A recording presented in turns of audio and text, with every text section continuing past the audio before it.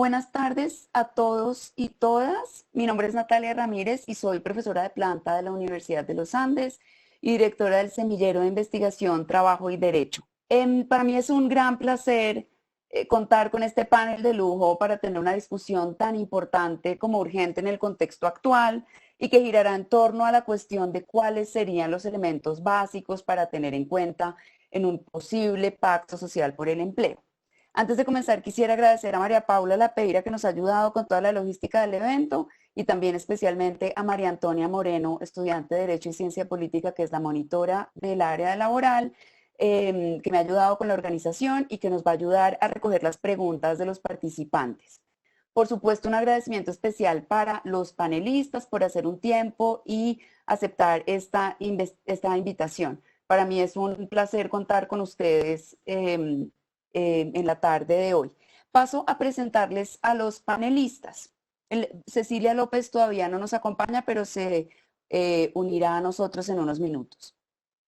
José Luciano Sanín es abogado con conocimientos en Derecho Constitucional, Teoría de Conflictos, Participación Política y Ciudadana, Derechos Humanos, Laborales y Sindicales. Tiene una trayectoria de 28 años como directivo de varias organizaciones no gubernamentales, entre ellas Viva la Ciudadanía, la Escuela Nacional Sindical y el Instituto Popular de Capacitación.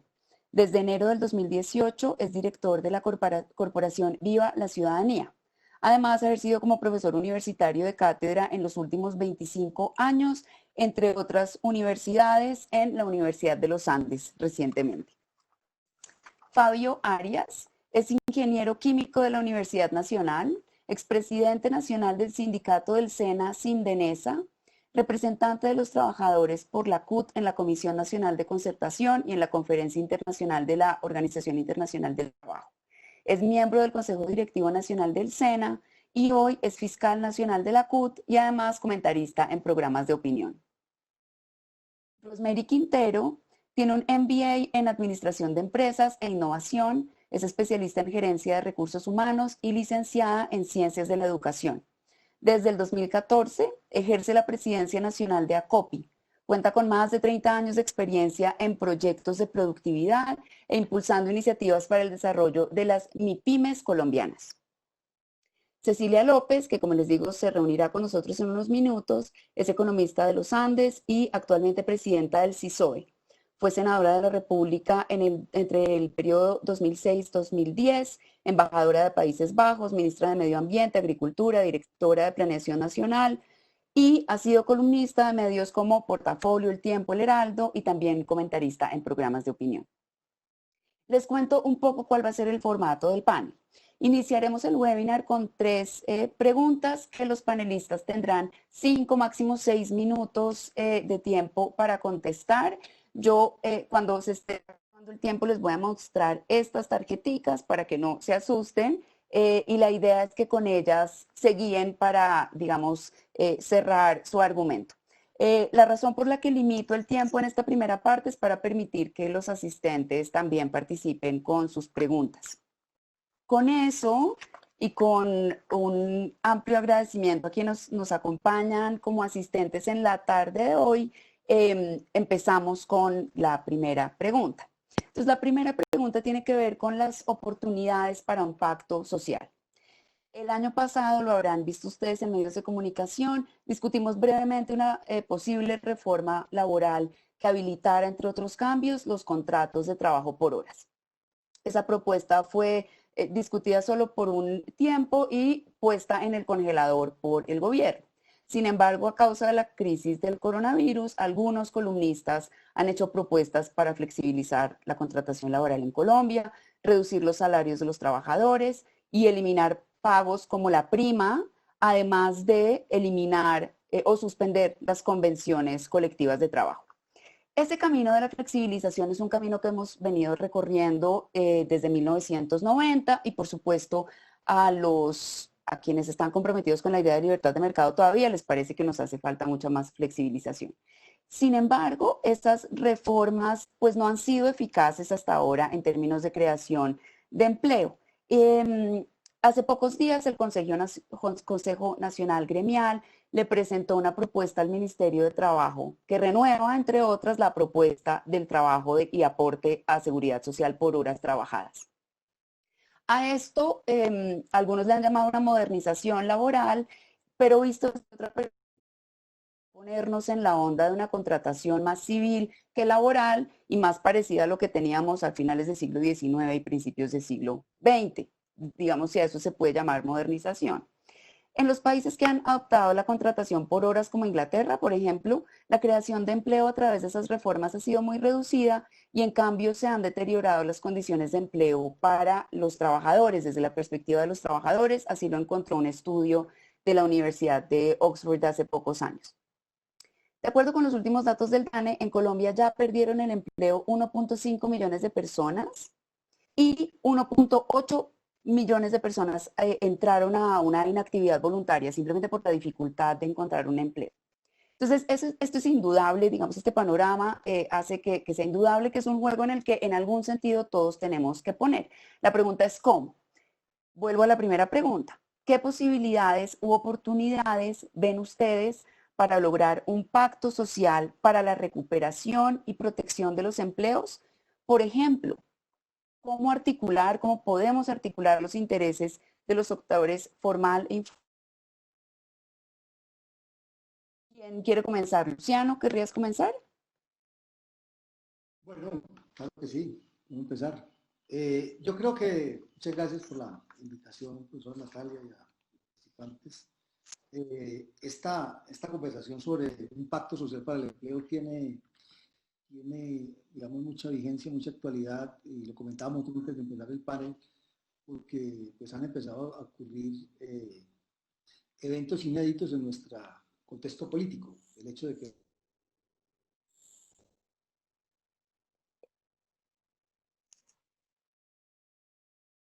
una columna del periódico El Tiempo el domingo pasado, hacer de la economía y que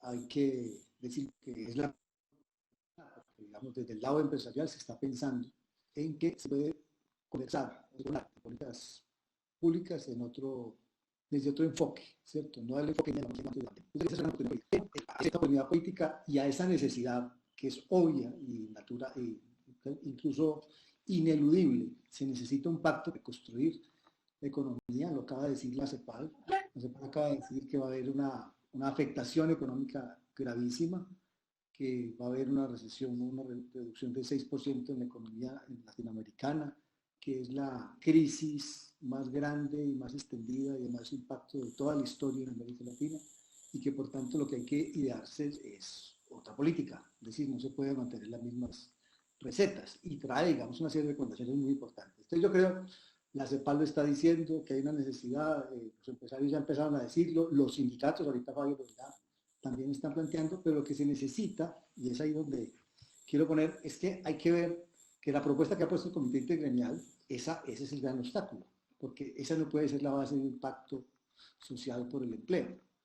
La propuesta que trae el Comité Intergremial, que tú presentabas en la introducción, pues trae un montón de temas que se habían planteado antes de la pandemia, que no tienen prácticamente nada que ver con la pandemia, que incluso ni protegen ni generan empleo, ni generan ni le dan dinámica a la economía, al contrario, son recesivos porque le reducen, le precarizan condiciones a los trabajadores y por tanto estrechan la demanda interna.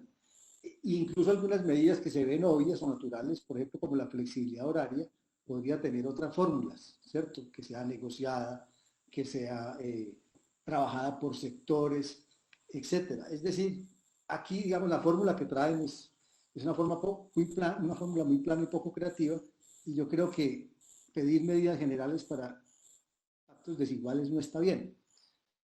Lo decíamos en un foro anterior, no es lo mismo pensar en el sector de telecomunicaciones que está creciendo, que está ganando mucho dinero hoy, a el sector turismo, que está cerrando, que se está destruyendo. Son dos realidades muy distintas y usted no le puede pedir, ¿cierto? Unas medidas generales laborales para eso. Yo creo que hay que pensar en un pacto que piense toda la particularidad de los efectos y sobre todo en el 85% del tejido empresarial y de la economía de Colombia, que son pequeñas y medianas empresas. Yo creo que el pacto está ahí y por eso la importancia y lo importante que esté aquí la presidenta de ACOPI, pues porque creo que es con ese sector que se tiene que levantar el pacto, construir el pacto, porque ahí se genera el 80% del empleo, eso es el 95% del tejido empresarial, y creo que son esas empresas que necesitan la mano del Estado y de la sociedad. Perder ese tejido empresarial es perder empleos y por tanto creo que las condiciones están, digo, para empezar a conversarlo, así como para introducir. Gracias. Muchas gracias, Luciano, y bienvenida Cecilia, que ya está con nosotros. Cecilia, estamos discutiendo la primera pregunta y es, ¿qué posibilidades u oportunidades ven ustedes para lograr un pacto social para la recuperación y protección de los empleos? ¿Quieres seguir con tu respuesta? A ver, yo quisiera, lástima que no pude escuchar la introducción, pero de todas maneras creo que cualquier pacto debe partir de dos premisas fundamentales que creo que no se están cumpliendo. La primera es dejar de ver el trabajo como un costo y empezar a aceptar que el trabajo es demanda. Lo que uno ve normalmente y lo que hemos visto en estas 3 décadas es que como la idea era exportar, entonces la mano de obra era un costo. Pero ahora que la demanda interna es la que dinamiza la economía, obviamente hay que mirar la otra cara fundamental, que es la demanda. Eso no lo estamos viendo en este momento en el país. Por ejemplo, la apertura es más de oferta que de demanda. Se abrieron los sectores y uno se pregunta, ¿quién les va a comprar? Escuchando algunos sectores, sí, en el caso de la construcción había unos compromisos que cumplir. Pero, por ejemplo, en el caso automotriz, en el caso de lo que son, no son las cosas que van a demandar o que se está demandando durante la pandemia, ¿qué pasa con la demanda? ¿Quién va a comprar? Entonces, primera premisa es esta. La segunda que me parece absolutamente fundamental, que lo hemos visto en las propuestas de Germán Vargas, lo hemos visto en las propuestas de los grandes gremios, es que todos perdemos, estamos de acuerdo. Estamos en una crisis y todos perdemos. Pero una cosa es la pérdida de las grandes empresas que han acumulado ganancias durante décadas, de las personas ricas de este país que han tenido ingresos muy altos durante décadas, por la situación de los trabajadores, que en este país tienen ingresos bajos. Tenemos 5 deciles antes de la pandemia, 5 deciles que ganan menos del salario mínimo, unidades familiares que ganan menos del salario mínimo. Entonces, ahora resulta que con el eslogan de que todos ponen, es como si todos estuviéramos en el mismo nivel. Entonces ahora hay que postergar la prima, pagarle la mitad de la prima, porque pobrecitos los empresarios. ¿Dónde están las utilidades de las últimas décadas? Entonces, ese segundo principio de que todos perdemos, todos ponemos, sí, todos perdemos, pero no son equiparables. Y es una subvaloración de la situación tan difícil que está pasando en los trabajadores. El tercer punto es que esto nos va a ayudar a una revisión de lo que ha sido la política social de las últimas 3 décadas. Porque pasarle subsidios y transferencias a los trabajadores los creó una clase cuyo oficio es ser pobre. Y los que salieron de pobres fueron los vulnerables que no se generó capacidad productiva para insertarse exitosamente en la economía, terminaron su sitio de trabajo en la calle y además de eso, fuera de eso, no tienen los ingresos necesarios y tampoco están captados por el Estado. Entonces me parece que los dos puntos anteriores hay que mirarlo dentro de una realidad que hasta el mismo gobierno se sorprendió porque no había visto los vulnerables. Cuando América Latina se estaba diciendo antes de la pandemia que eran el 46% de la población. O sea, un número ya que tiene abrumado a todo el mundo porque no saben cómo llegarles, además les empezaron a dar menos de lo que le daban a los pobres, etc. Entonces me parece que hay que, primero, unos principios que hay que revaluarlos y segundo, una realidad del mercado laboral, una realidad del trabajo tan dramática y tan drástica que no puede manejarse como si este país tuviera un nivel de formalidad parecido a lo que tienen otros países más desarrollados. Me parece que aquí el tema de empleo, lo primero que hay que hacer es tratar de entender realmente qué tanto obedece a una política social, en mi opinión, equivocada, y en segundo lugar, qué tanto obedece a una estructura de la producción que no genera los trabajos adecuados. Yo empezaría por ahí. Sin eso, sin resolver eso, aquí no hay pacto posible. Sí, realmente un saludo especial primero a todos. Gracias por estar acá compartiendo. Oportunidades diría que todas. Precisamente creo que esta pandemia nos está dejando un inventario de oportunidades, pero es tomar ese inventario de oportunidades y comenzar a trabajarlas ya, porque no es postergar, porque precisamente dentro de esa identificación de oportunidades está la base para la reactivación que el país necesita desde el punto de vista económico y social. Yo veo el escenario mirándolo de una manera integral. Comparto lo que la doctora Cecilia acaba de expresar, porque incluso como ACOPI también lo hicimos hace unos 2 años. Nosotros en políticas sociales nos estamos equivocando en el sentido que no estamos generando unas políticas sociales que permitan realmente el crecimiento del ser humano como tal y adquiera una independencia apropiada y una autonomía y capacidad de insertarse apropiadamente en el mercado laboral o convertirse en un generador de empleo siendo un empresario.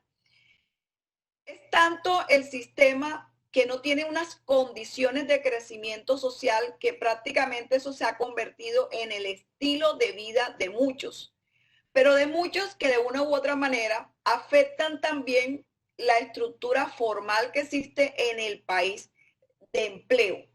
Por otro lado, en materia de empleo, cuando la doctora Cecilia dice no verlo como un costo, estoy totalmente de acuerdo. Si lográramos cerrar ciertas brechas que existen en el país cuando nosotros nos comparamos con otros. Ejemplo de ellos, en el relacionamiento laboral empleador-trabajador se desperdicia muchos recursos por la ineficiencia del sistema. Si nosotros contáramos con un sistema mucho más eficiente, tendríamos una vida productiva más sana, más equilibrada y más digna. Ese es el primer trabajo que debemos hacer. Lo otro es, en el tema de productividad, siempre hemos estado como en la discusión, la tecnología excluye talento humano y lo reemplaza, pero hoy la pregunta que nos debemos hacer es, hoy frente a una pandemia, ¿qué es lo que nos está permitiendo sostenernos visibles dentro del mercado laboral? Es la tecnología. Estamos teniendo un aprendizaje a golpe. Lo que no hemos asimilado gradualmente hoy nos tocó en el momento que nos colocaron un abismo y antes de caer adoptamos gradualmente la tecnología. Pero también hay algo que yo diría que se debe convertir en parte de nuestra cultura. No todo debe legislarse. El relacionamiento empresarial entre privados debe quedar en manos de los privados.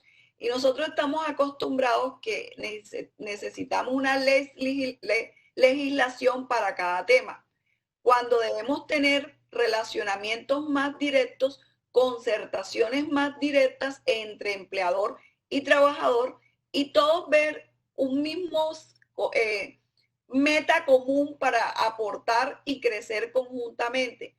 Porque cuando lo mencionaba ahorita el doctor Luciano, que uno no puede generar políticas transversales para todos. Tenemos características distintas. Y una de las características distintas, precisamente para el sector MIPYME que representamos nosotros, más del 75% son empresas de familia. Empresas que colocan un pequeño capital, un pequeño patrimonio y asumen una generación de empleo. Crecen gradualmente, algunas con mayor grado de formalidad y otras se quedan en la informalidad. Tanto que hoy el empleo que nosotros generamos, más del 57% es precisamente empleo formal.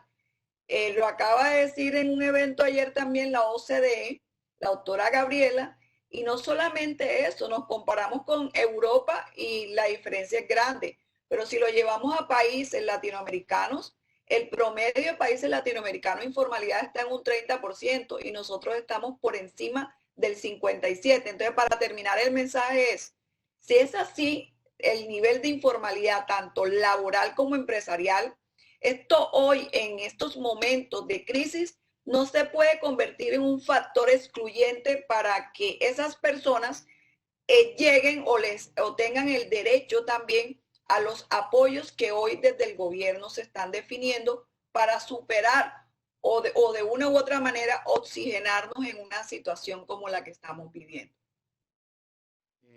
Profesora Natalia, buenas tardes a usted, aquí a mis colegas panelistas, a la doctora Cecilia, a la doctora Rosemary, compañero José Luciano, buenas tardes, y a quienes nos están escuchando, buenas tardes. ¿Hay oportunidad para un pacto social en Colombia? Yo la veo muy difícil. Voy a decir por qué. Los banqueros, ¿qué han puesto los banqueros en medio de la pandemia, en medio de la cuarentena y en medio de la crisis? ¿Qué han puesto?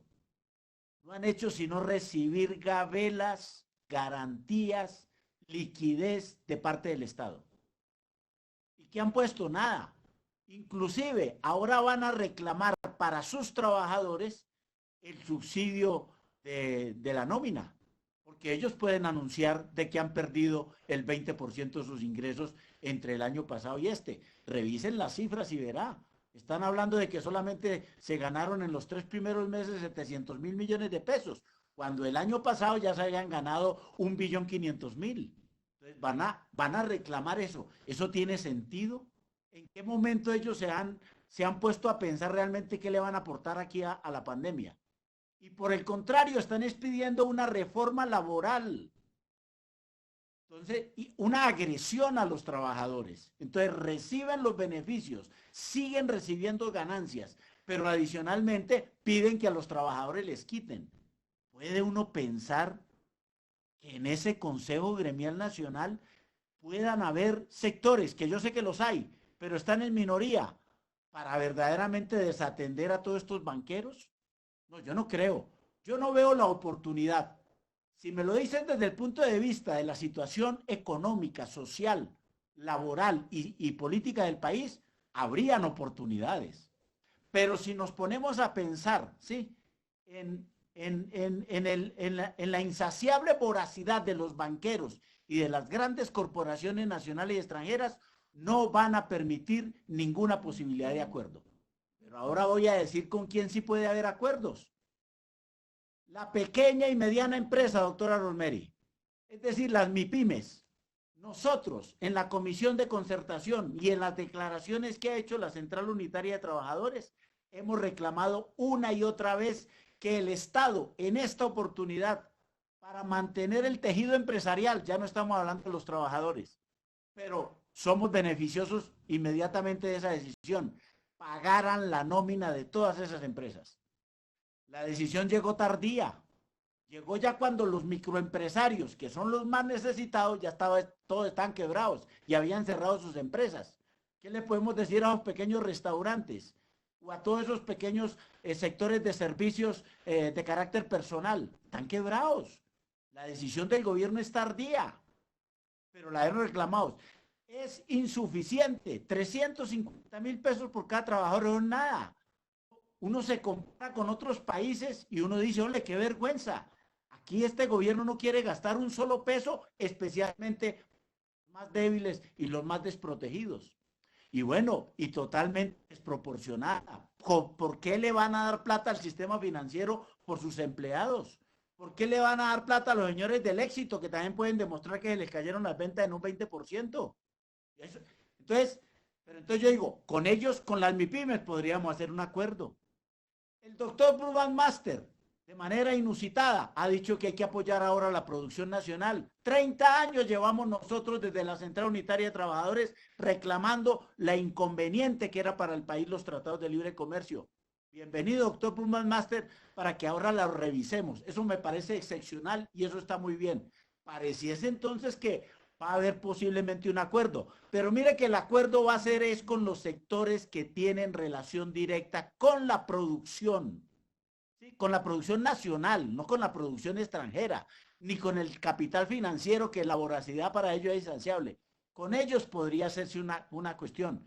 Pero entonces esos sectores en el Consejo Gremial Nacional no pueden seguir agrediendo a los trabajadores, porque está bien que nosotros nos pongamos de acuerdo en defender a la producción nacional, a las empresas nacionales, al consumo interno de los hogares nacionales, ¿sí? Y que esas medidas, como por ejemplo la liberación de las importaciones que acabó de hacer el presidente Duque en medio de la pandemia, que es ilegal además, ¿sí? No pueden seguir siendo las medidas que verdaderamente nos permitan llegar a ese acuerdo. Ese acuerdo nacional tiene que ser para reconstruir el país, pero le digo yo, hay sectores con los que sí y otros con sectores que no, y los empresarios tendrán que definir entonces, especialmente los de la producción agropecuaria, manufacturera nacional, si van a seguir agrediendo a los trabajadores, porque ellos también se van a quebrar si los trabajadores no tenemos ingresos. Ya lo digo la doctora Cecilia, muy bien dicho además. Si no hay platica en el bolsillo, como decimos nosotros coloquialmente, de los trabajadores, no va a haber demanda de nada. Y podrán producir todo lo que quieran. ¿Y quién lo va a consumir? Entonces, ¿de qué reactivación vamos a hablar? No, los derechos de los trabajadores. Concluyo diciendo esto, sí es posible un acuerdo nacional con sectores del empresariado que tengan que ver con el país, no con el capital financiero ni con las corporaciones extranjeras. Con ellos no hay nada que hacer, pero con este sector sí. Pero ellos también tienen que atender el reclamo que hacemos los trabajadores. No más agresiones contra los trabajadores. Así no podemos hacer un acuerdo. Esos serían los criterios para más o menos entender las oportunidades y con quién sí y con quién no. Muchas gracias, Fabio. La segunda pregunta tiene que ver con los elementos esenciales del pacto. La CEPAL, en el estudio que mencionaba Luciano hace un momento, habla de que la contracción de la economía a la que nos enfrentaremos generará un retroceso en la lucha contra la pobreza y seguramente la ampliación de las desigualdades en la región. De hecho, se estima que el 34.7% de la población latinoamericana, esto es 214 millones de personas, aumentarán sus niveles de pobreza y que la pobreza extrema aumentará también al 13%, es decir, 83.4 millones de personas. Añadido a eso, se espera también, por supuesto, un deterioro en la calidad del empleo. El trabajo informal en la región es la fuente de ingresos de muchos hogares, tanto en la América Latina como el Caribe, y muchos de estos trabajadores no tienen acceso a servicios de salud de calidad. Dadas las características de su trabajo, también están más expuestos al contagio.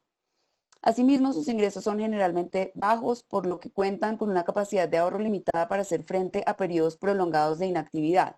Tampoco disponen de mecanismos de sustitución de ingresos como seguro al desempleo, que generalmente o que está atado al vínculo formal de trabajo. En Colombia en particular, la informalidad laboral medida por el tamaño de la empresa es del 48%, pero una medida tal vez más apropiada es la medida de los aportes a la seguridad social en salud, y de acuerdo con esa medida nuestra informalidad es de más del 60%. Es decir, solo 6 de 10 trabajadores hacen aportes al sistema. Las mujeres en particular participan mucho más que los hombres en la economía informal, pese a que las mujeres acumulamos más años de educación que los hombres. Seguramente esta crisis además tendrá un impacto más notable en los resultados laborales de las mujeres. Habrán visto ustedes que algunos comentaristas hablan de una recession, una recesión que afectará particularmente a las mujeres. La pregunta es, ¿qué elementos serían esenciales en el pacto social por el empleo que estamos tratando que estamos tratando de diseñar en esta charla? ¿Quiénes deberían ser los actores? ¿Cuáles los niveles? ¿Y cuáles son los temas prioritarios que ustedes creen que debería estar en la agenda de ese pacto? No sé si quieren cambiar el orden de panelistas o Luciano, ¿quieres volver a empezar? Bueno, no, yo creo que siguiendo como en la línea que han hecho los expositores, yo creo que las bases de un acuerdo, de un pacto para la reactivación de la economía y del empleo en Colombia, necesita otros criterios, ¿cierto? Digamos, de base unos criterios nuevos. Yo diría 6, 7 criterios que ya han sido mencionados, pero simplemente los enumero para que tenemos claro.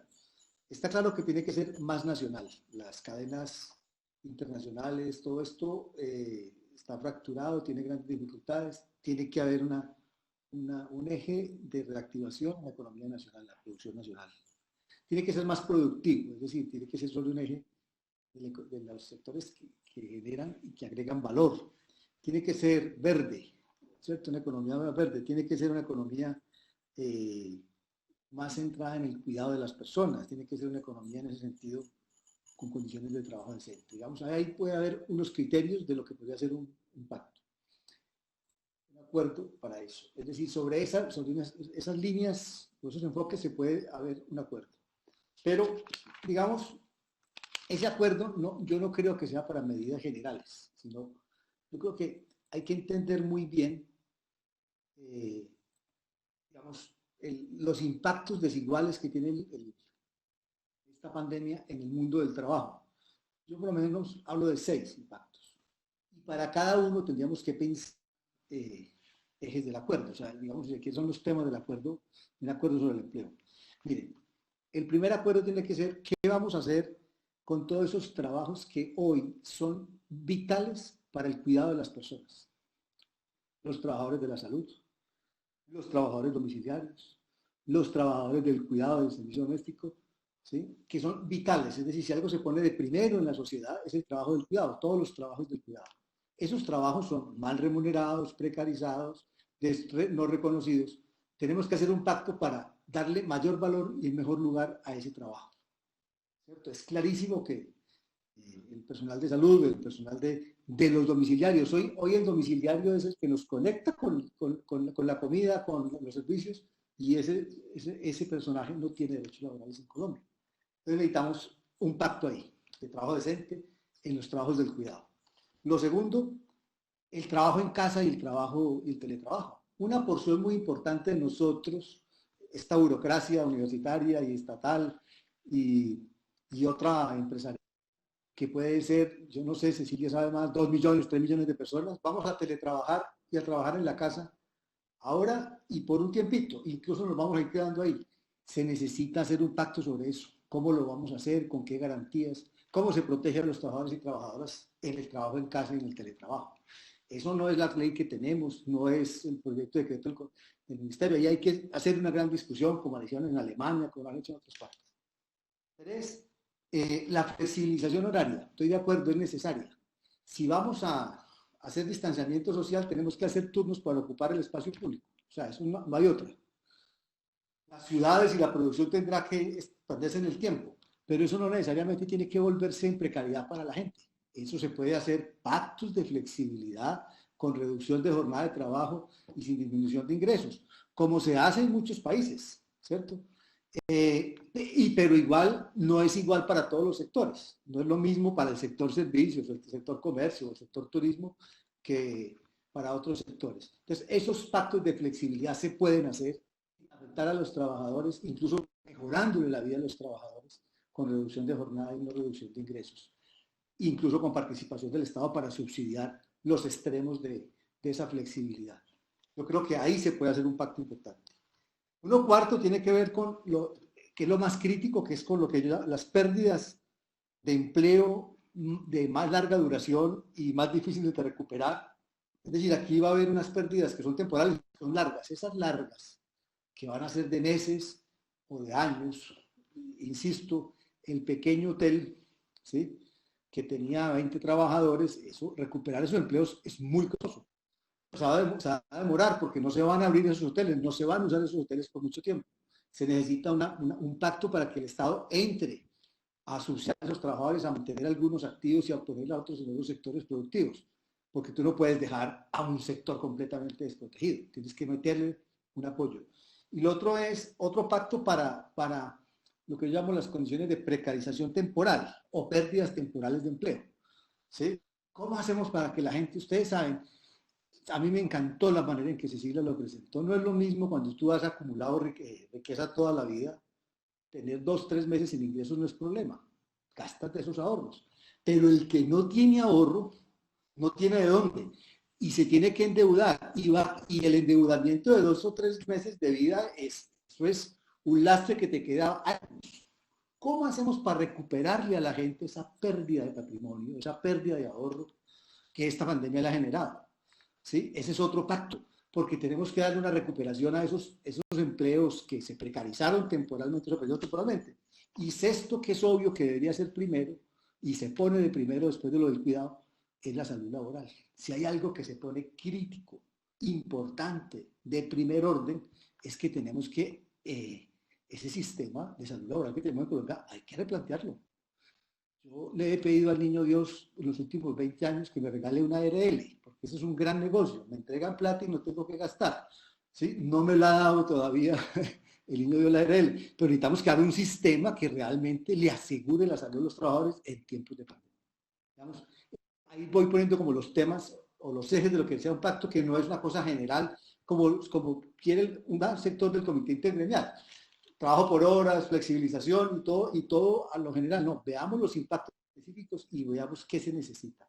El derecho se construye a partir de las necesidades y los conflictos, y no al contrario.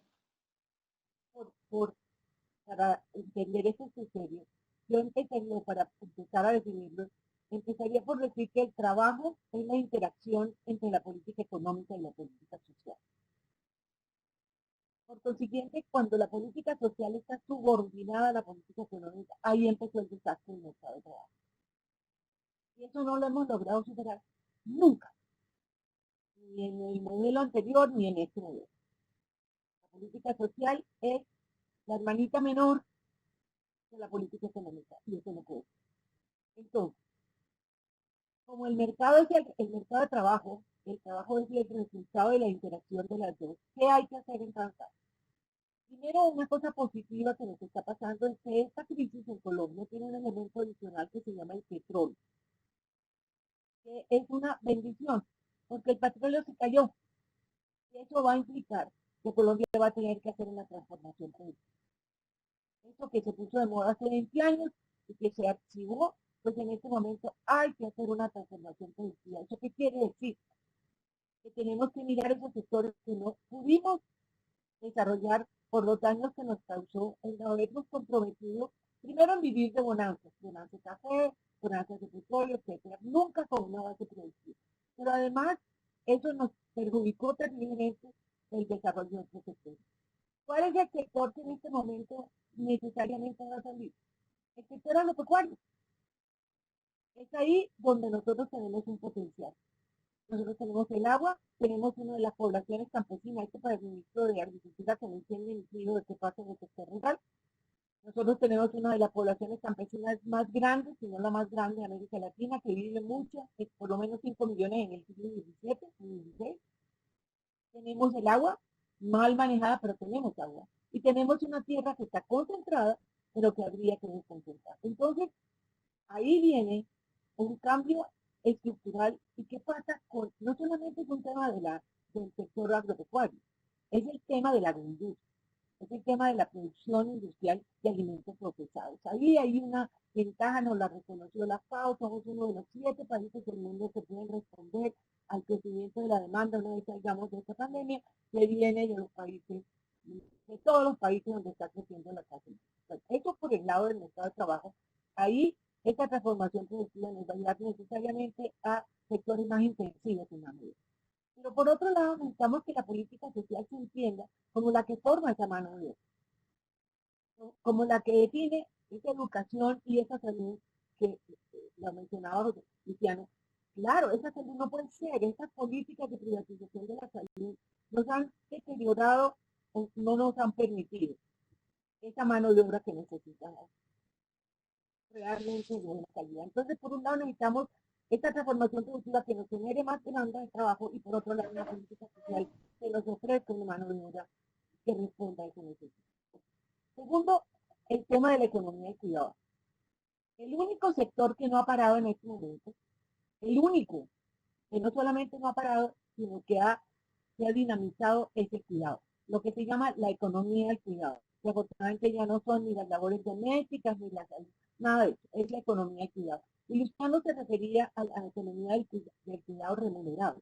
Pero hay otro factor muy importante que ha estado oculto, que los economistas se han negado a reconocer, que es la economía del cuidado no remunerado. La que medimos, afortunadamente, por nuestra ley, es el 18, 19, 20% del PIB. Miren el papel de estas mujeres. El grueso de los contaminados están en sus casas, en el mundo. ¿Quién los está cuidando? En un 80-90% les aseguro que es la mamá, la esposa, la hermana, la tía, hasta la vecina. Donde ese cuidado no funcione y esa gente no salga adelante, la pandemia es una hecatombe, porque no solamente se moriría mucha gente, sino que se paraliza la economía mucho más, porque habría que volver a encerrar a todos. Es el momento de que esa economía del cuidado no remunerado se reconozca como una actividad productiva, entre otras cosas porque se está volviendo una actividad productiva. Miren lo que tú mencionabas, Luciano, los que nos traen las cosas a la casa, eso lo hacían las mujeres y a nadie le importaba. ¿Sí? Hoy esta economía está saliendo a ser remunerada, pero por otro lado, una profesión que era la de los maestros, remunerada, ahora las han subido las mujeres. Pobrecitas las mujeres que hacen teletrabajo y tienen niños adolescentes o niños chiquitos, es un drama, porque están asumiendo ese trabajo que antes era remunerado, ahora no es remunerado. Luego ese línea divisoria entre el cuidado remunerado y no remunerado se lo borró la pandemia, lo cual nos da argumentos para que ese cuidado lo asuma realmente el Estado y el mercado. Si saquemos a esas mujeres mucho más educadas que los hombres, la mitad de las cuales no pueden salir a trabajar porque nadie les asume la carga del cuidado, puedan salir y volverse autónomas.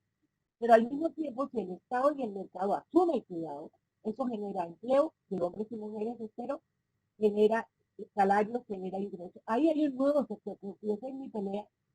Espero que logre consolidar el sector de la economía remunerada como no remunerada, como un sector productivo que junto con el no remunerado, con el remunerado que le pasa a todos los que utiliza, el 70% de las enfermeras en Colombia y en el mundo son mujeres, de todo el personal de la salud.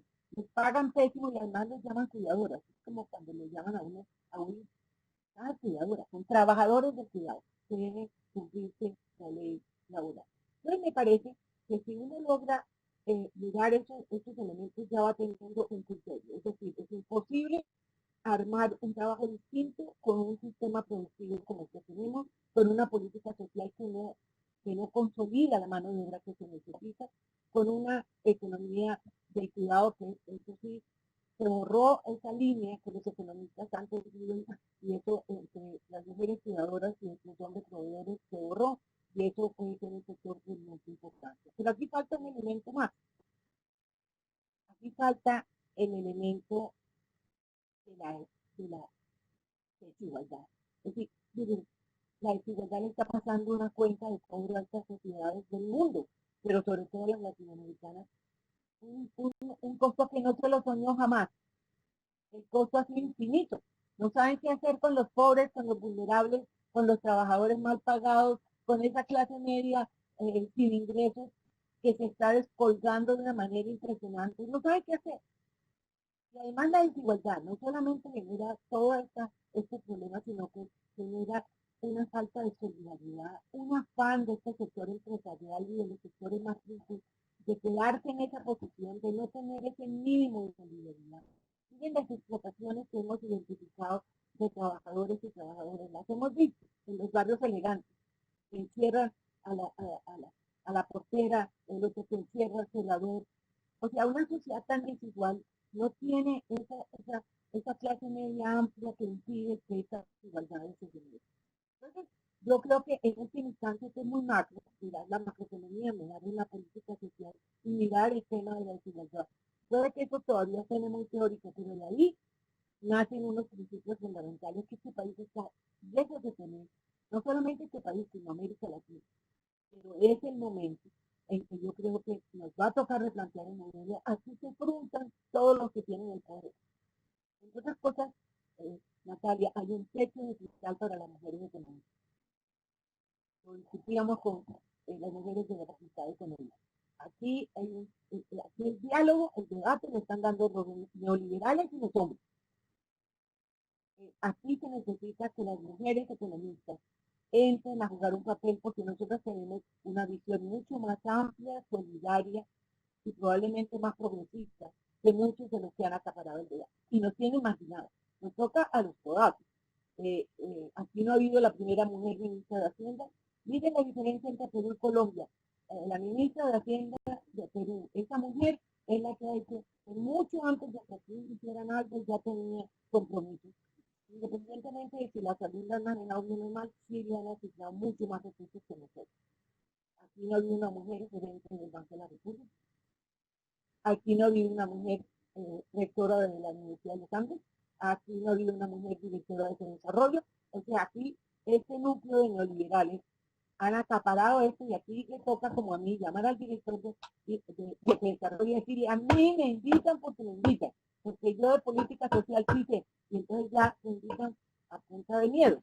Eso no puede ser. Pero en este debate otro que es muy importante es que tiene que haber mujeres en esta edificio. De acuerdo, totalmente de acuerdo, Cecilia. Y bueno, tú eres una pionera y has abierto espacio para que otras, todavía pocas mujeres participen en el debate. Muchas gracias a todos que han estado juiciosísimos con el uso del tiempo en la marca de los 5 minutos para permitir que nuestros asistentes hagan preguntas también. Rosemary. Sí. Realmente, si nos focalizamos en el grupo de informalidad empresarial, nosotros consideramos que a través de políticas fiscales no es que vamos a lograr que las empresas sean más formales. Ejemplo, el simple hoy tiene un número importante de pequeñas empresas que se han acogido a un impuesto integral y eso es un avance. Otros países también han implementado medidas como esta. Pero otros países lo han complementado con una institucionalidad que existe y los acompaña permanentemente, no un programa, que es lo que sucede acá en el país. En Brasil, que tuve la oportunidad de conocer, existe SEBRAE. SEBRAE es una institucionalidad mixta, fuerte, que funciona con un pequeño porcentaje de los impuestos de la gran empresa y de la mediana empresa. ¿Y qué hace SEBRAE para esas pequeñas empresas que deciden formalizarse y generar empleo formal? Sencillamente, desde que te inscribes en un computador, que al día de hoy eso no puede costar más de 200,000 pesos al año, ya tú quedas en una gran base de datos y te comienzan a hacer un acompañamiento, y ese mismo acompañamiento o plan de mejora que te entregan como expertos se convierten en el aval para acudir a créditos, acceder a créditos, pero a créditos con periodos de gracias impresionantes, a cero interés, incluso un porcentaje se condona si tú generas los indicadores con los que te comprometiste. Y de los indicadores que están siempre son incremento de ventas, mercado, productividad, generación de empleo. Si esos indicadores los cuidamos, muy seguramente con el tiempo podríamos tener un tejido empresarial mucho más formal. Por otro lado, nosotros identificamos oportunidades a través de cadenas productivas débiles y fuertes. ¿En qué sentido? Darle tratamiento distintos. Con las cadenas productivas que hoy puedan aprovechar el comercio intrarregional con nuestros países hermanos cercanos, que podemos integrarnos apropiadamente y poder enfrentar esta situación y proveernos entre nosotros mismos para no acudir a materias primas costosas, a costos logísticos bastante significativos, pudiéramos avanzar. Y nosotros desde ACOPI estamos convencidos que la manufactura, generando bienes intermedios de gran valor agregado, puede ser un gran generador de empleo. Pero así como lo dijo Luciano también y mencionó turismo, tenemos que generar unas medidas muy puntuales para ellos. La verdad, escuché ayer el ministro de Industria y se están considerando unas medidas muy específicas para un sector que prácticamente va a quebrar casi todas las empresas y no podemos permitir, hay que salvar ese sector generador de empleo. Pero también hay un compromiso de nosotros los ciudadanos cuando consumimos servicios. Siempre pensamos en los viajes internacionales y los nacionales en menor proporción. Entonces vamos a tener que acostumbrarnos también a conocer más nuestro país, a hacer más turismo de naturaleza para poder acompañar también a la sostenibilidad de esas empresas que hoy están enfrentando una situación muy crítica. Por otro lado, nosotros estamos convencidos, si el gobierno es el principal comprador de productos y servicios, ¿por qué no activar demanda a través de compras públicas? Ya hay un programa específico para insumos, para atender la emergencia, pero debe ser un programa muy de largo plazo y con alta profundidad.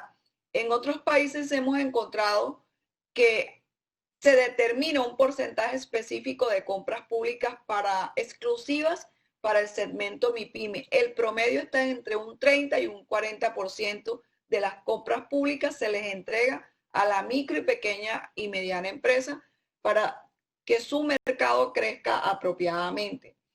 Y por otro lado, hay un mensaje que también es para la academia, en el sentido de que en esta nueva realidad va a tomar mucha más relevancia lo que Oppenheimer nos ha venido insistiendo a través de sus libros, y es crear o formarse en carreras técnicas, ingenierías, pero también formarse en profesiones que sea para ofrecer servicios para el cuidado personal. Lo que comentaba la doctora Cecilia, hoy, ¿quiénes están cuidando a las personas enfermas? El servicio de los fisioterapeutas, las personas de belleza, los tratamientos especiales, pero ya no van a ser en salones, en lugares específicos. Muy probablemente el servicio a domicilio hoy va a tener mucha más relevancia. También tenemos que ser conscientes nosotros que esos servicios se tienen que consumir con un relacionamiento apropiado, porque es que también muchas veces abusamos en el consumo de servicios. No queremos pagar un precio a un servicio nacional con mano de obra nacional, pero cuando viajamos, que nos cobran por el mismo servicio 25, 30, 40% más, lo pagamos porque estamos en el exterior. Entonces también un tema de concientización de la calidad del servicio y del consumo del servicio y productos nacionales. Gracias. A ti, Rosy. Fabio. Bueno, yo voy a hablar aquí de actores para ver exactamente con quién se puede y con quién no se puede hacer un programa de reconstrucción y recesión en la que ya estamos. De la política, el Centro Democrático, el Partido Conservador y Cambio Radical están con toda la expresión neoliberal a ultranza. Descontado lo de la guerra, por supuesto, que les gusta bastante, especialmente al Centro Democrático, que es el partido de gobierno, ¿sí? Entonces, con ellos, si van a insistir en este modelo, muy difícilmente vamos a... Los demás partidos, donde están las vacilaciones del Partido Liberal y algunos sectores del Partido de la U, pues bueno, de pronto con algunos de ellos se puede hablar para mirar una posibilidad de conseguir actores para una nueva realidad, porque la normalidad no puede ser la vieja, tiene que ser una nueva, porque ya demostramos que todo lo que venía sucediendo con el modelo neoliberal, pues prácticamente ha fracasado, o si no, ¿dónde dejamos todo lo de salud?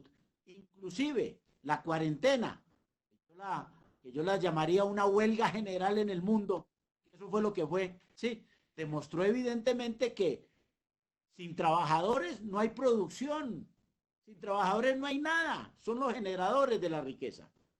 Eso en términos políticos. En términos económicos, los banqueros están pensando única y exclusivamente en su insaciable voracidad. Las grandes corporaciones nacionales y especialmente las extranjeras no quieren saber exactamente de que sus grandes privilegios sigan. Entonces nos quedan son los otros sectores que tienen que ver con la producción nacional, con la prestación de servicios nacionales, y bueno, con ellos parece que sí se puede hablar, ¿sí?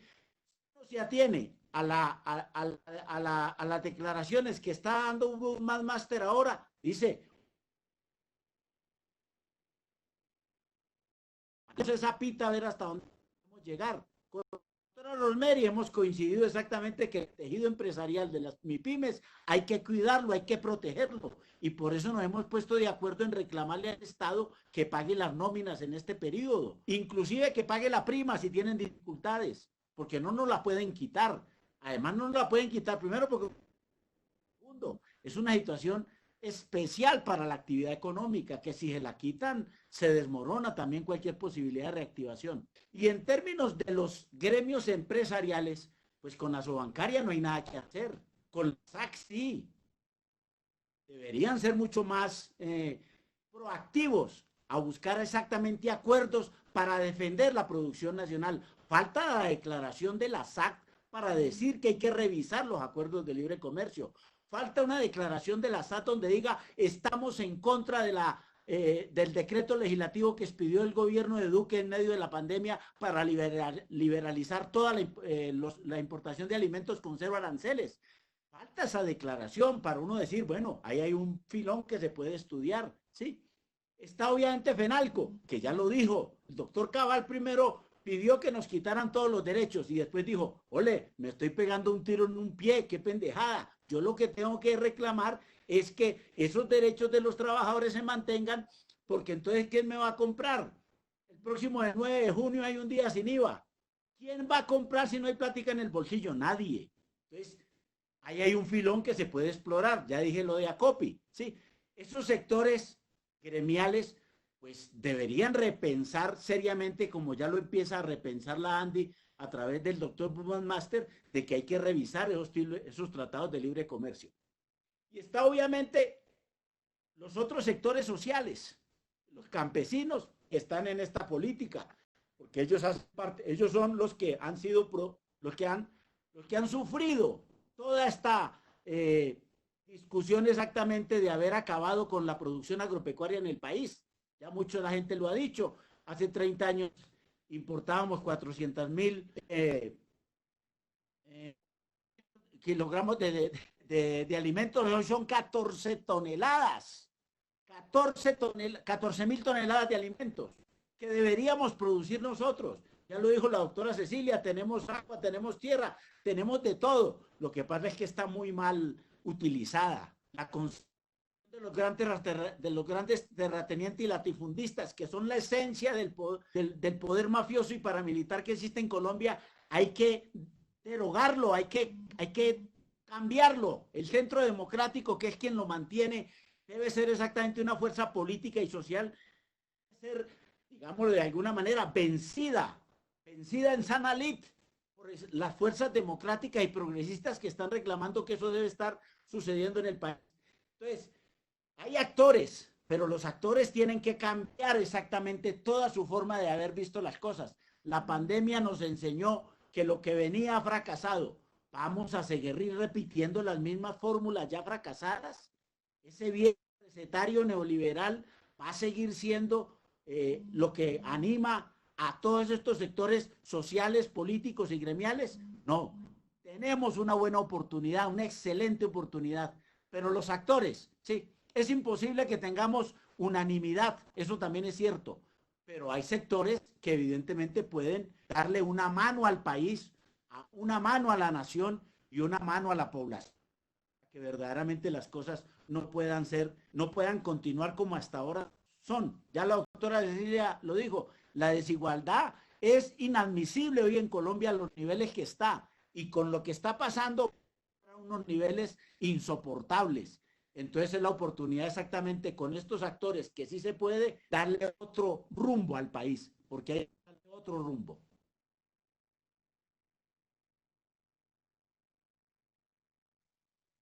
Muchas gracias, Fabio.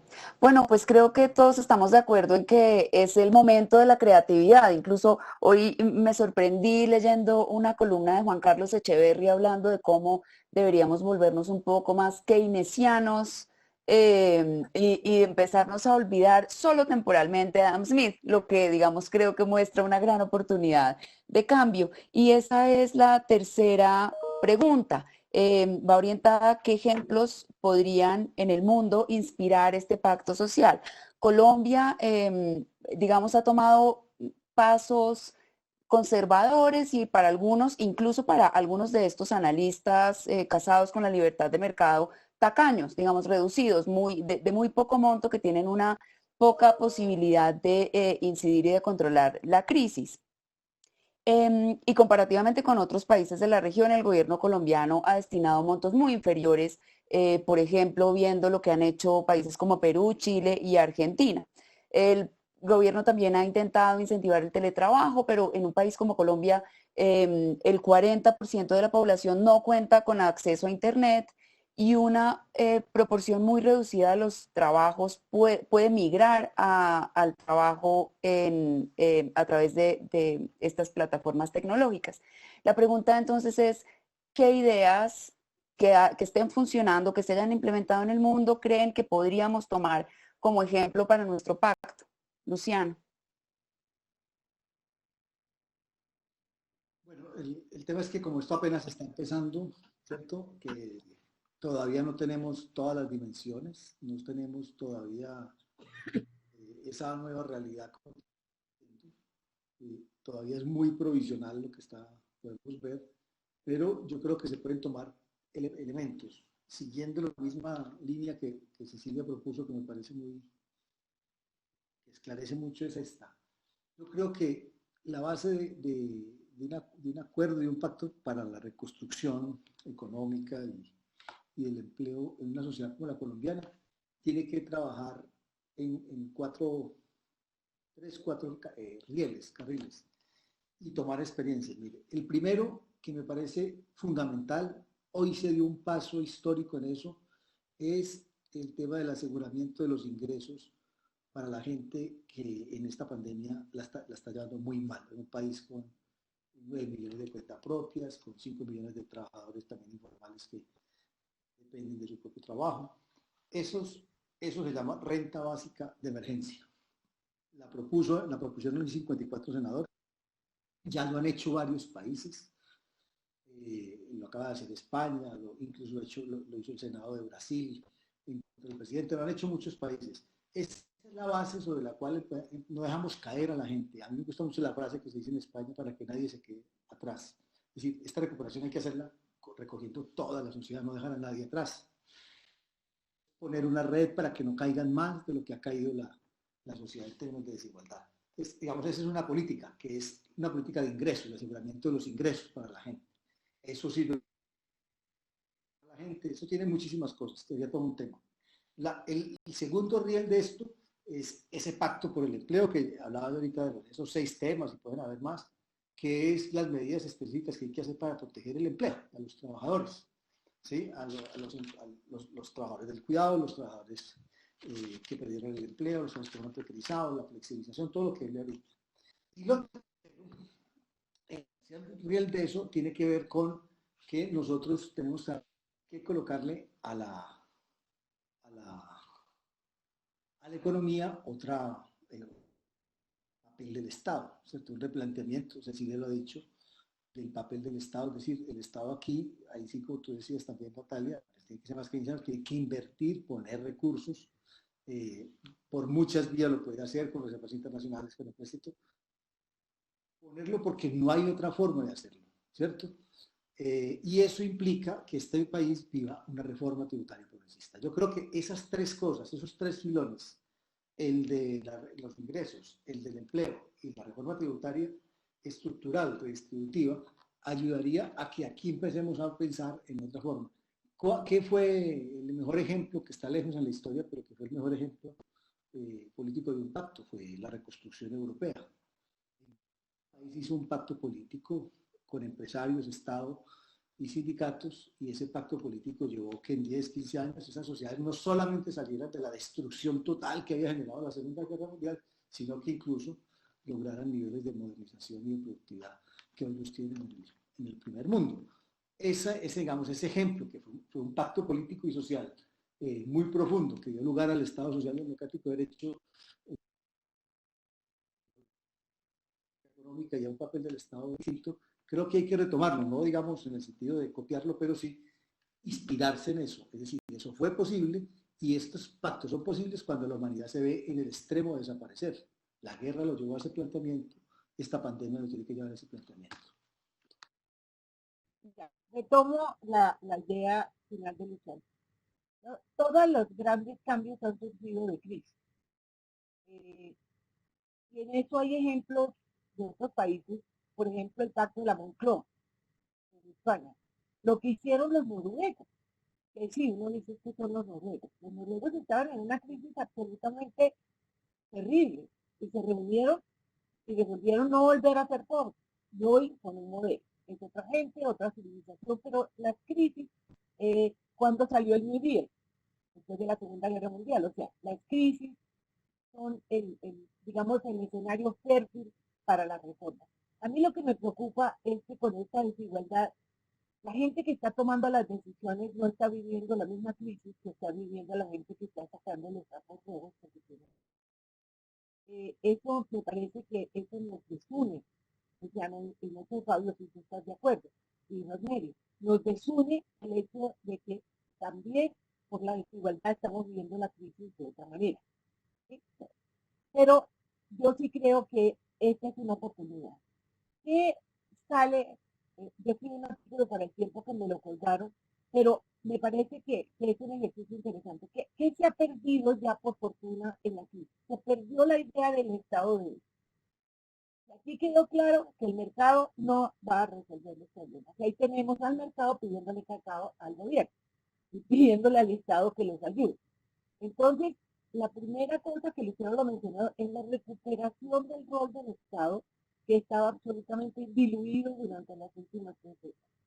Es como la mamá y el papá. A la hora de la crisis, el adolescente, cuando estrella el carro, llama al papá y a la mamá. ¿Sí? Bueno, aquí estrellamos el carro y llamamos al papá. Okay. Eso me parece que es un punto muy importante.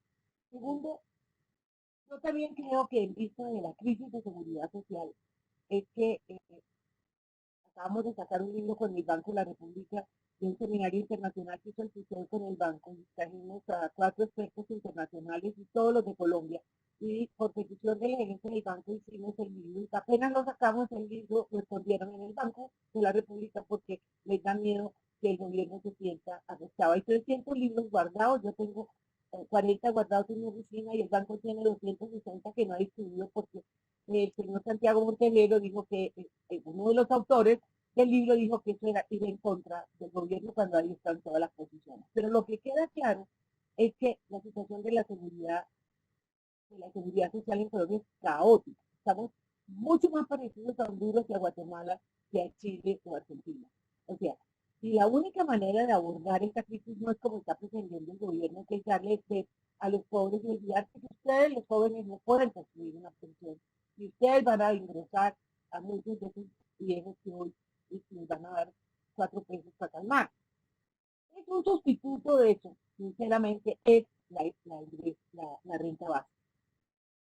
Pero para que la renta básica funcione, tenemos que tener otro ministro de Hacienda.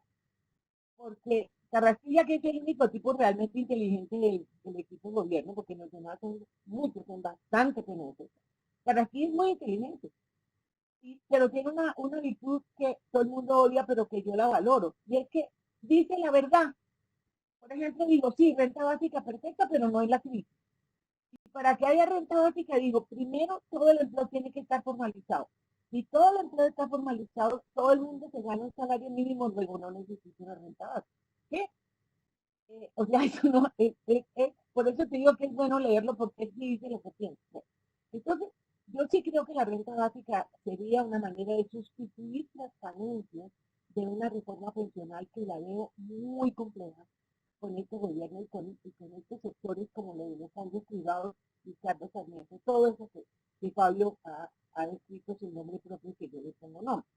Entonces me parece que, pero para que la renta básica funcione, y pensar en estos absurdos que plantea el ministro, lo primero que tiene que haber es lo que Luciano decía, una reforma tributaria gigantesca, pero con los criterios que toca.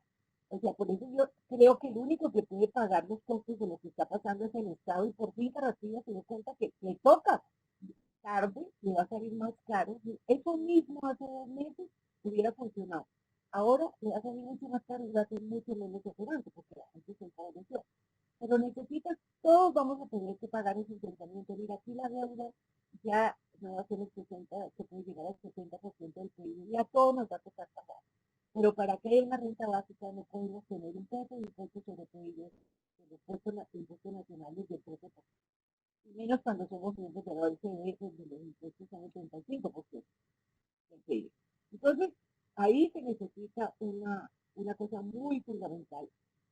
¿Qué pasa con el pacto por el empleo? El pacto por el empleo, mientras tengamos una clase empresarial y me refiero a los grandes empresarios, tan poco conscientes. Yo también estoy sorprendida, Bruce, el otro día que acabé con la política social en un debate que tuvimos, me dio la razón.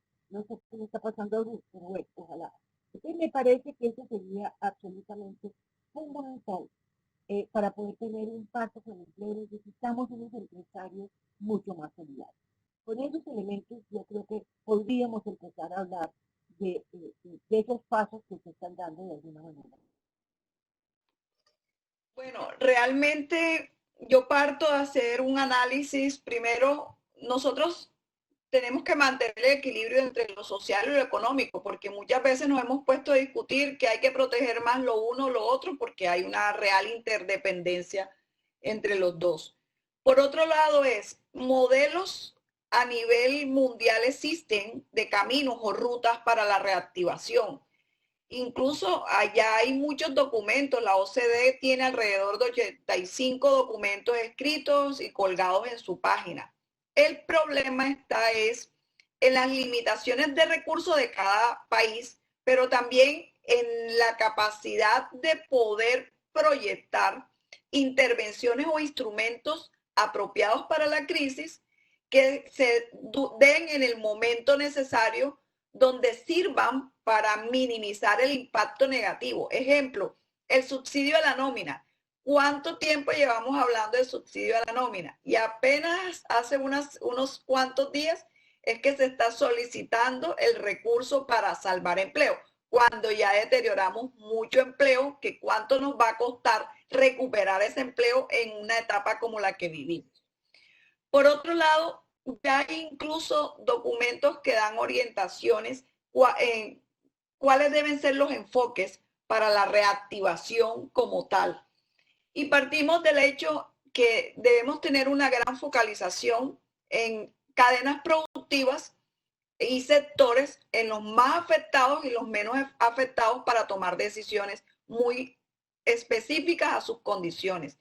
Por otro lado, nosotros como ACOPI insistiremos en el tema manufactura. Hay que apoyarse en la industria manufacturera, pero con unos instrumentos distintos. Yo tuve la oportunidad de conocer un esquema que maneja Turquía, y Turquía te hace un análisis. Si yo quiero potencializar este sector, llamo al sector, les solicito que me expliquen qué necesitan para potencializar. Necesita tecnología, aquí tiene la tecnología, y me paga la tecnología dentro de 5 años, no se preocupe por ahora. A cero interés, solamente me actualiza el recurso. Y comienzan a hacer un plan muy fuerte de producción, de potencializar las capacidades y enfocados a unos mercados muy específicos. Muchos me han dicho, pero es que aquí estamos en Colombia. Sí, estamos en Colombia, pero en estos momentos tenemos que ser muy prácticos y muy creativos, si no, no vamos realmente a contrarrestar el gran daño que vamos a tener en los diferentes indicadores. Por otro lado, no debemos olvidar las regiones, porque con esta crisis hemos tenido una gran focalización en el nivel nacional y la concentración de los recursos para el nivel nacional y tomar decisiones, pero ya hoy, ¿qué le está sucediendo a nuestros municipios y qué le está sucediendo a nuestros departamentos? También hay que proteger esa situación para que no colapse. Por otro lado, nosotros hemos hecho una gran inversión como país en los famosos clústeres que hoy existen.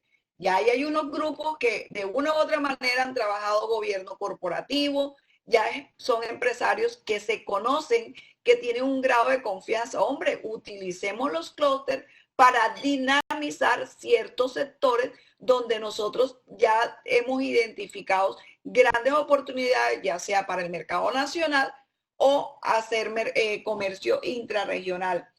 Y por otro lado, la transformación digital y tecnológica, esa es una realidad.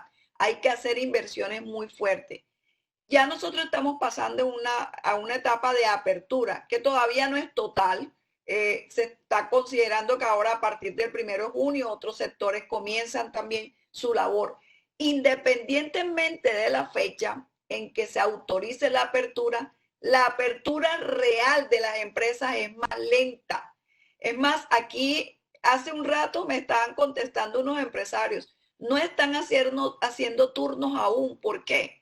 Porque la demanda no se ha activado. ¿Para qué hacer turnos si a quién le vendo? Entonces, esta apertura va a ser bastante lenta de las empresas. El daño económico va a ser de más largo plazo. O sea, nosotros no podemos estar pensando que hoy protegemos empleo con 3 meses de un subsidio a la nómina con 350,000 pesos. No, tenemos que pensar más a mediano plazo porque esto es inevitable, una realidad. No, nosotros no hemos decidido entrar en cuarentena. La situación nos obligó a entrar en cuarentena. Entonces, yo creo que aquí, en términos generales, y yo lo dije en un momento, estos son momentos de tomar decisiones creativas e innovadoras, cuesten lo que cuesten, porque muchas veces nos amarramos, es que la Constitución dice esto, que la ley esta dice esto, lo otro lo dice otro. Pero en estos momentos estamos en una gran crisis que actuamos porque no tenemos más tiempo para esperar. Gracias. Bueno, empiezo repitiendo que de aquí para adelante tiene que ser distinto de aquí para atrás. Porque si eso no se hace, vamos a repetir las mismas cosas y vamos a llegar al mismo llanito. Desigualdad mayor, y lo que se viene es, además de mayor desigualdad, se vienen son hambrunas. Entonces, yo lo digo con toda sinceridad.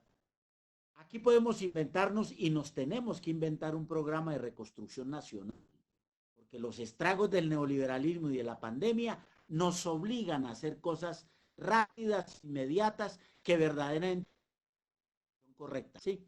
Aquí ya mucha gente lo ha dicho. Yo, por ejemplo, empezaría diciendo, la salud, la educación y el trabajo no pueden seguir siendo, como se dice vulgarmente, presas de las leyes invisibles del mercado. No, tienen que ser derechos fundamentales y tienen que ser tratados como tales. Segundo, hay que proteger, fomentar, incentivar la producción agropecuaria e industrial nacional, lo nuestro por encima de todo. Tenemos que ir por esas 14 millones de toneladas de alimentos y toda esa cantidad de manufacturas que nos llegan, como lo dice la doctora Rosemary. El Estado tiene que entrar a apalancar a todos esos sectores manufactureros para que verdaderamente cojan la tecnología y después la pagan. Aquí el Estado se volvió un elemento significativo y esa es la discusión de fondo que hay con todos estos neoliberales que hay en el poder. Tenemos que hacer transición energética. Evidentemente ya los combustibles fósiles no nos sirven. Tenemos que ir hacia otras tecnologías limpias. El cambio climático está ahí a la vuelta de la esquina y mire ya las dificultades en que nos se ha metido, porque esto de la pandemia algo tiene que ver también con ese tema. Y bueno, y lo último, tiene que haber democracia plena, no actitudes unilaterales y despóticas como las que hoy tenemos. Tiene que haber respeto por la vida, protección de nuestros líderes sociales de toda índole y tiene que haber cumplimiento pleno de los acuerdos de paz. Si nosotros no entendemos que esas son las nuevas cuestiones, el nuevo programa de reconstrucción nacional que tenemos que hacer, y eso lo tenemos que hacer, repito, apalancado siempre por el Estado como elemento sustancial, vamos a seguir entonces gobernados por los Duques y por los Uribes, que son total y radicalmente distintos a estas posibilidades democráticas, de vida democrática, pero también de vida democrática en lo económico y en lo social. Entonces aquí tenemos que cambiar, dar la vuelta, el giro, y para eso no todos los actores están en esta política. Ya los mencioné. Entonces, mi interés hoy en este día, ¿sí?, es que hay sectores de la vida democrática del país que sí están en eso. Los trabajadores somos parte de eso. Nos tienen que tener en cuenta, no para seguirnos agrediendo, que hartas agresiones tenemos, sino exactamente para concertar con todos estos sectores esta nueva situación del país, si queremos exactamente aquí que esta hambruna que se viene no termine en una gran explosión social, de la cual obviamente Vamos a estar también previendo esa posibilidad de canalizarla y encauzarla para que se vuelva una actividad positiva para el país. Gracias, Fabio, y muchas gracias a nuestros panelistas. Creo que estamos pues ya en el último minuto más uno de nuestro evento, pero quisiera aprovechar la oportunidad para darle la palabra a una de las preguntas que nos llegó al chat. María Antonia, si nos las cuentas y los panelistas deciden quién reacciona. Buenas tardes, ¿me escuchan? Sí, perfecto. Buenas tardes, Natalia, y buenas tardes a todos los panelistas. Gracias por estar aquí presentes. La pregunta es la siguiente. Previamente se habló de la importancia de un pacto que reconozca las particularidades de cada sector. Adicionalmente, la profesora Natalia habló de la posibilidad de una She Session y de que el impacto de la pandemia va a afectar más gravemente el empleo de las mujeres. Así, la pregunta es, ¿creen ustedes que sería el momento para generar políticas laborales dirigidas a acciones afirmativas de género para la protección de los empleos de las mujeres? Mira, sí, tú tienes dos maneras de ver la pandemia y las mujeres. La forma tradicional a las mujeres en la pandemia, la violencia se ha aumentado, la situación del empleo, las mujeres están en las partes más vulnerables y estamos en esa situación de siempre. A mí eso me parece que ya nos llama la atención de los que toman el poder. Pero está pasando una cosa trágica. Llevamos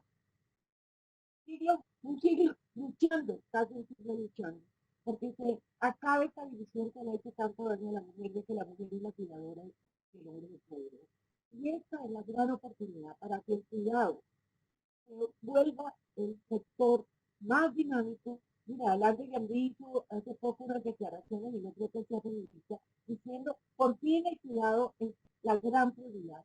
Me parece que sin negar que podemos tener una consecuencia, el hecho de que el cuidado ocupe esta posición tan importante le rompe una barrera muy fundamental a la mujer. Es decir, eso va a hacer valorar el trabajo no remunerado, va a permitir que el Estado reconozca que ya parte del cuidado está en la calle y eso le va a abrir muchas posibilidades. Ahora, obviamente hay que actuar, porque en este momento, si el cuidado se valora como una actividad fundamental que genera como la educación y la salud, dinámica económica y bienestar, todo el trabajo se valoriza, todo el trabajo de las mujeres, la del servicio doméstico, las que se llaman hoy cuidadoras. Entonces, yo soy una activista en ese sentido. Creo que sin negar los costos que probablemente podemos adquirir, esta ganancia, si la capitalizamos, si la aprovechamos, si logramos que el cuidado sea parte del desarrollo y se valore todo esto y se le quite ese peso a las mujeres, que estamos rompiendo una barrera histórica. Muchas gracias a ustedes por participar. Creo que ha sido una gran discusión. Mi expectativa es que esto quede disponible para que otras personas que tal vez no nos pudieron acompañar hoy lo hagan en otro momento. Muchísimas gracias, Cecilia, Luciano, Rosemary, Fabio. Ojalá este sea solo una de varias discusiones. Muchas gracias a ustedes por hacer el tiempo. Natalia, a ustedes, su equipo. Gracias a ti por la discusión. Feliz noche. Saludos a todos los colegas. Gracias. Chao, gracias. Hasta luego. Gracias a todos ustedes y gracias a las y los panelistas, muy amables. Gracias. Gracias.